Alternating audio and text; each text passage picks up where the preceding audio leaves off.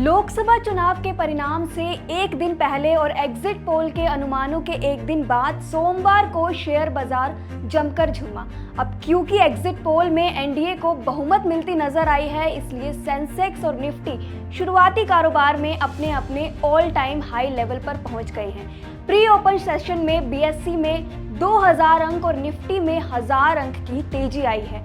अगर बात high performing share की करें तो IRCTC, Adani power, BPCL, HDFC bank के शेयर में शानदार तेजी देखने को मिली है। एग्जिट के नतीजों से न सिर्फ शेयर बाजार में जबरदस्त उछाल देखने को मिला, बल्कि रुपयों को भी मजबूती मिली। देश की जीडीपी में भी बढ़ोतरी दर्ज की गई है। लेकिन एग्जिट पोल शेयर बाजार पर कैसे असर डालते हैं और पिछले 2004 के लोकसभा चुनाव से लेकर 2019 के चुनावों में किस तरह का असर देखने को मिला, जानेंगे इस वीडियो में। शेयर बाजार में सोमवार को रिकॉर्ड तोड़ तेजी देखने को मिली। एग्जिट पोल में भाजपा के एनडीए अलायंस की जीत का अनुमान लगाए जाने के बाद शेयर बाजार अब तक के ऑल टाइम हाई लेवल पर पहुंच गया है। इससे निवेशकों में काफी उत्साह देखने को मिला।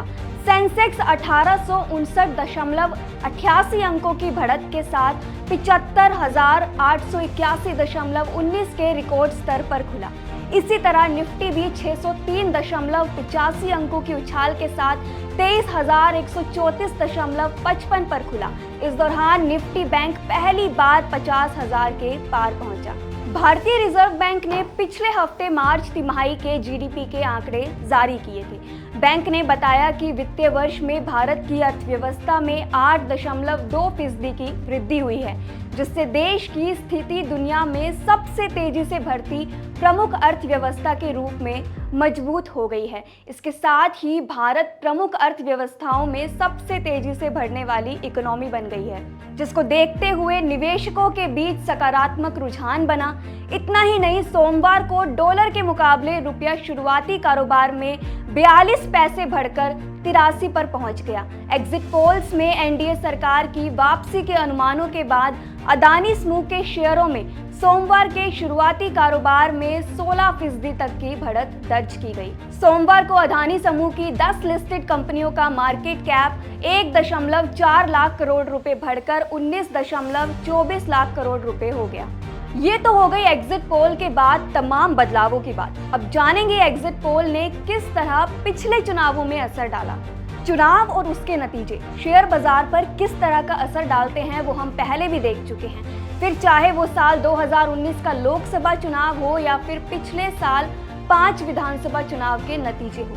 आइए बीते 4 लोकसभा चुनाव के एग्जिट पोल के बाद शेयर बाजार के आंकड़ों को देखते हैं और समझने की कोशिश करते हैं कि आखिर इस अनुमानित आंकड़े का कितना असर शेयर बाजार पर पड़ता है। साल 2004 चुनाव के एग्जिट पोल का असर। साल 2004 के लोकसभा चुनाव का आखिरी फेज 10 मई को हुआ था।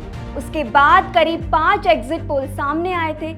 इनमें से 3 पोल्स ने जो संकेत दिए गए थे वो हंग पार्लियामेंट के थे। इसका मतलब था कि किसी भी गठबंधन को फुल मेजॉरिटी नहीं मिल रही। सिर्फ 2 ही ऐसे सर्वे थे जो एनडीए को फुल मेजॉरिटी मिलती दिखा रहे थे। उसके बाद जब 11 मई को शेयर बाजार ओपन हुआ तो सेंसेक्स में बड़ी गिरावट देखने को मिली। 10 मई को जब शेयर बाजार का प्रमुख सूचकांक सेंसेक्स 5,555.84 अंकों पर बंद हुआ था।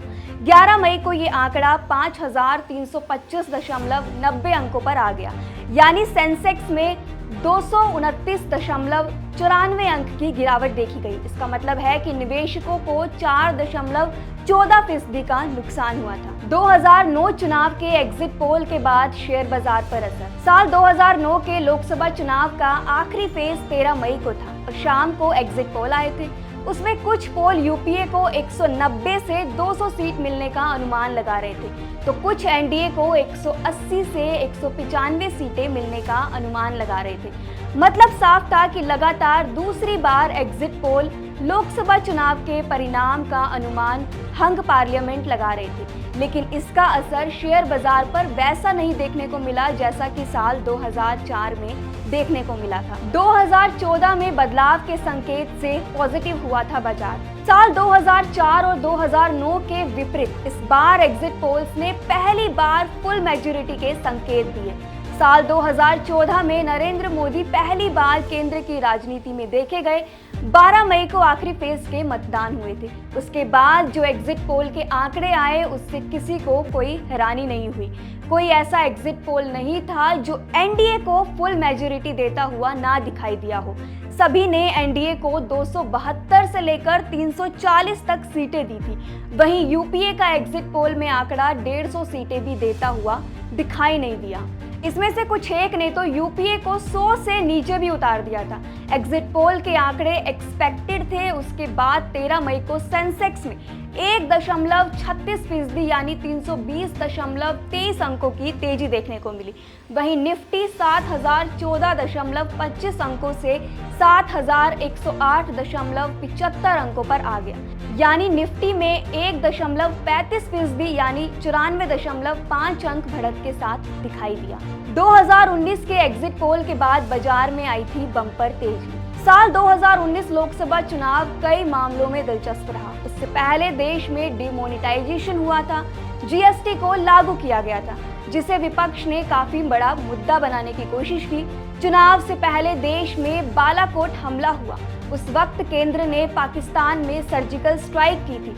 उसके बाद देश में एक लहर चली जिसकी उम्मीद किसी को नहीं थी। चुनाव का आखिरी फेज 17 मई 2019 को हुआ था।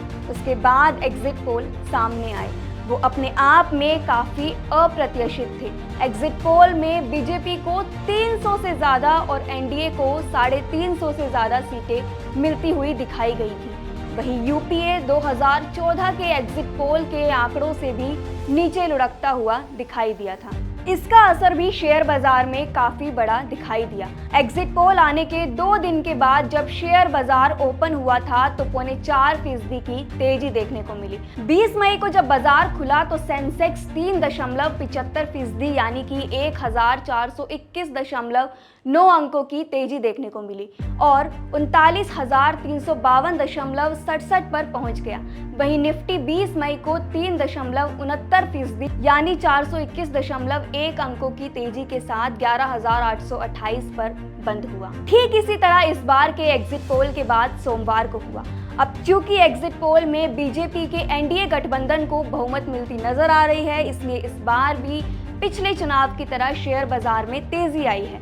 अब समझते हैं कि एग्जिट पोल के नतीजे किस तरह शेयर बाजार पर असर डालते हैं। आपको बता दें कि अगर एग्जिट पोल में आंकड़े हंग पार्लियामेंट के दिखाई देते हैं तो शेयर बाजार में गिरावट देखने को मिल सकती है। हंग पार्लियामेंट एक ऐसा शब्द है जो संसद में इस्तेमाल किया जाता है। ये उस स्थिति को समझाने में इस्तेमाल किया जाता है जिसमें किसी एक राजनीतिक दल या पहले से मौजूद गठबंधन में से किसी को भी पूर्ण बहुमत मिलती नहीं दिखती। वहीं अगर किसी भी एक गठबंधन, फिर चाहे वो एनडीए हो या इंडिया अलायंस हो, दोनों में से किसी को भी फुल मेजॉरिटी मिलती है तो शेयर बाजार पॉजिटिवली रिएक्ट कर सकता है। ऐसे में अगर बीजेपी को पोल्स में बहुमत के आंकड़े नहीं मिलते या फिर बहुमत के आंकड़े के आसपास भी नहीं होती तो शेयर बाजार तुरंत गिर जाता। इसके अलावा अगर बीजेपी पोल्स में बहुमत के आंकड़े से और भी नीचे रहती तो भी शेयर बाजार डगमगा सकता था।